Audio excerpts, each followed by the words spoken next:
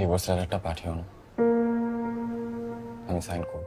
বর্তমান সময়ে জনপ্রিয় জুটি হিসেবে দর্শকের নজর কেড়েছেন অভিনেতা ইয়াশ রোহান ও অভিনেত্রী তানজিম সাইয়ারা তটিনী।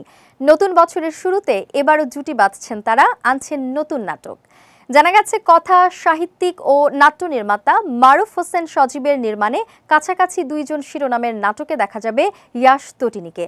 অবশ্য মারুফের সঙ্গে ইয়াশের এটিই প্রথম কাজ নয়। এর আগে কথা বন্ধু ও খুশি নামের দুটি নাটকে কাজ করেছেন ইয়াশ। নতুন নাটক নিয়ে ইয়াশ বলেন, সজীব ভাইয়ের কাজ আমার সবসময় ভালো লাগে। কাছাকাছি দুইজন নাটকের গল্পটিও খুব সুন্দর, আশা করি সবার পছন্দ হবে।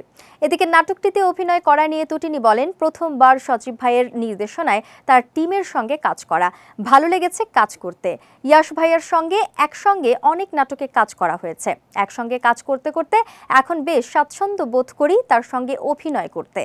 কাছাকাছি দুইজন নাটকটির গল্পটা সুন্দর। আমরা দুইজনই চেষ্টা করেছি আমাদের চরিত্র যথাযথভাবে ফুটিয়ে তুলতে। আশা করছি দর্শকদের ভালো লাগবে। শীঘ্রই একটি বেসরকারি টেলিভিশনে প্রচার করা হবে নাটকটি।